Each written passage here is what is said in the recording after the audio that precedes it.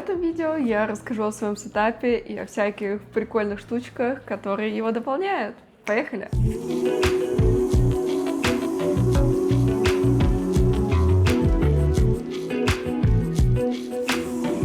У меня есть вот такой вот угол у окна, и сюда мы поставили два стола. Размер этого 140 на 80, а вот того дальнего 100 на 60. А тут я храню всякое съемочное барахло, которое иногда нужно для съемок.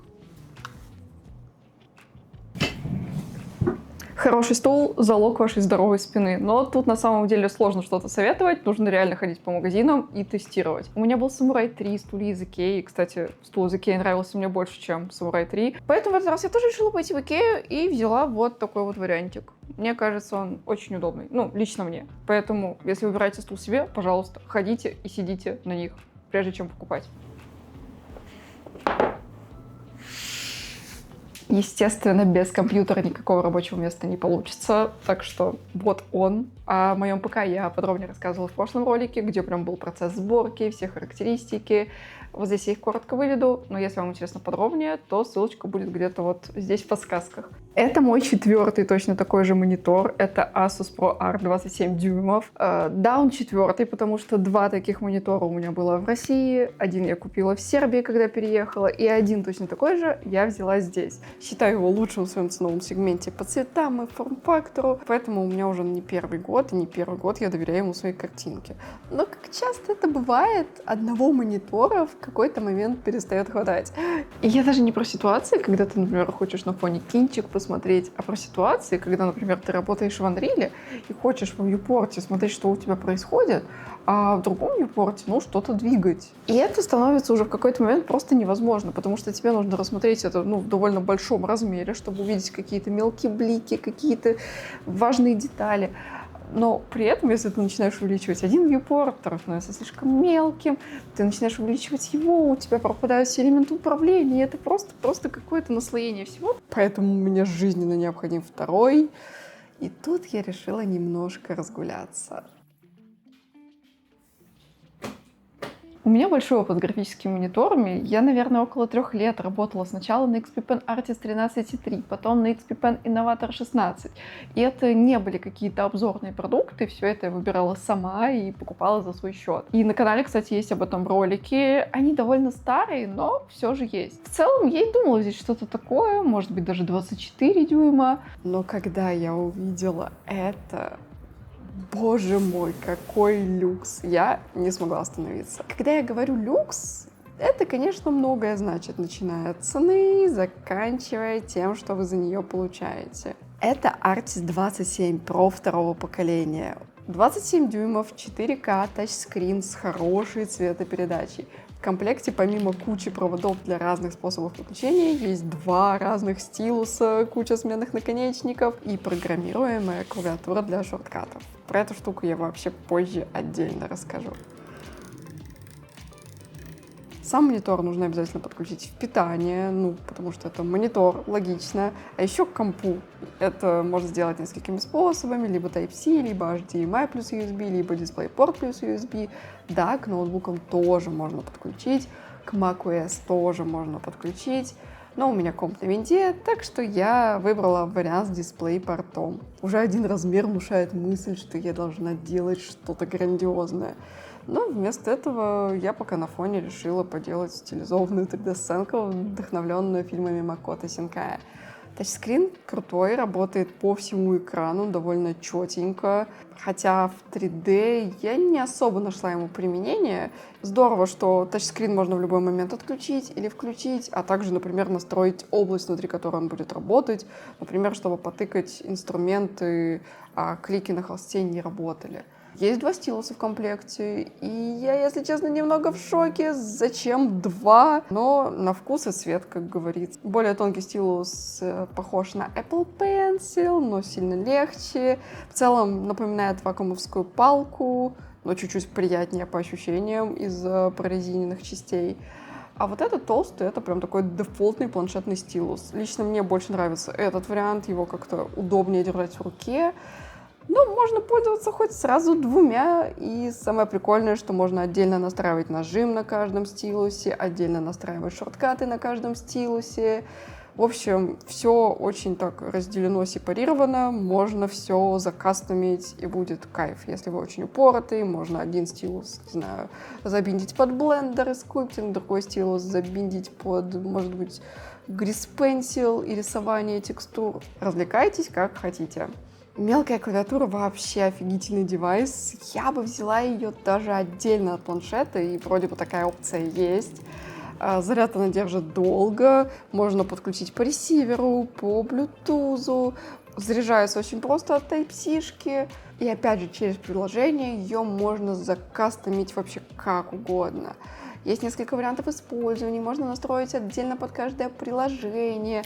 Быстрые шорткаты на переключение режима, например, я настроила отдельный режим под Photoshop, отдельный режим под скульптинг в блендере, отдельно какие-то базовые шорткаты в блендере. И все это легко переключается, легко менеджерится, просто балдеж.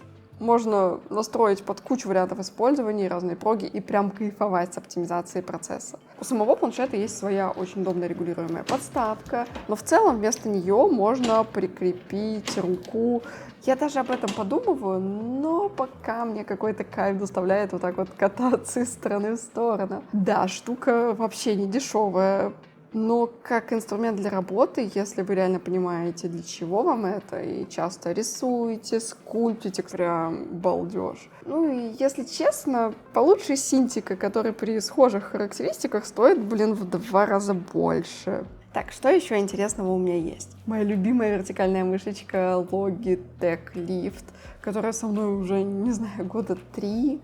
Она, конечно, побитая жизнью и потертая, но вертикальные мышки — это мега must-have, особенно для тех, кто очень много времени проводит за компом и за работой в компьютере. Мне она сильно помогла с рукой, и сейчас прям такое мое спасение в период восстановления. И как только я в целом пересела на вертикальную мышку, проблем с рукой у меня стало меньше. Клавиатура у меня NuFi Air 75HE. Да, она у меня с магнитными свечами, будто бы я профессиональный геймер. Но, честно скажу, я просто позер и выбрала ее из-за дизайна. Ну, посмотрите на него, ну просто, боже мой. А как звучит? Как она звучит? Колоночки и микрофон, честно, взяла самые простые. Звук и видео я пишу на петли. А для созвонов этот микрофон вполне сойдет. А это моя полочка со всякими ништяками. Она появилась относительно недавно, поэтому она постепенно дополняется всякими штучками. Тут уже есть моя небольшая коллекция манги. Например, вот первый томик «Дан-дан-дан». Моя отдельная гордость — это артбуки по Макото Синкаю. Тут есть Судзума, Дитя погоды и, конечно же, твое имя. Это Мидори, которую привезла из Японии.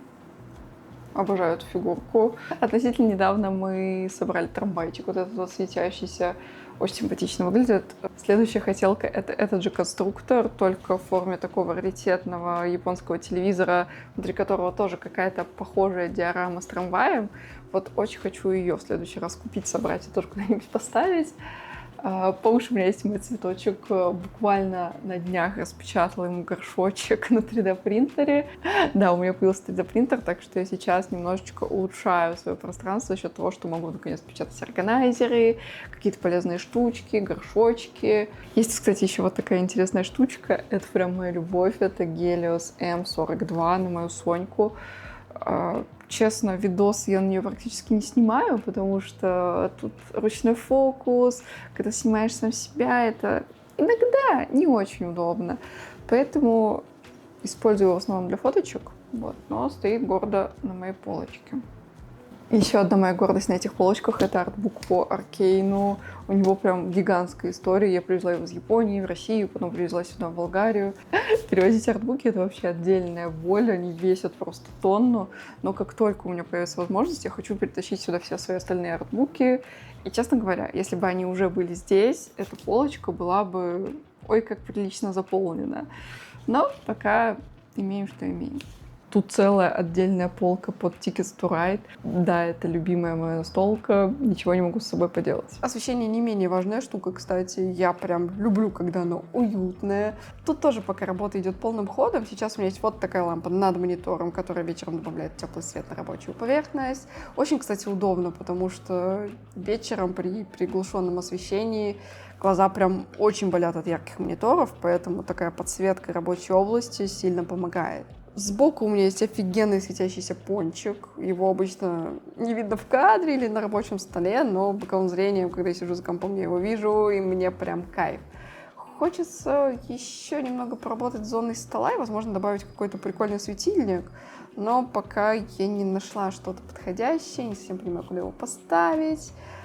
Так что пока все в разработке. В целом получился такой многофункциональный и очень удобный угол. Можно и поиграть, и своими делами заниматься, если не нужно убрать планшет и что-то поделать здесь своими руками.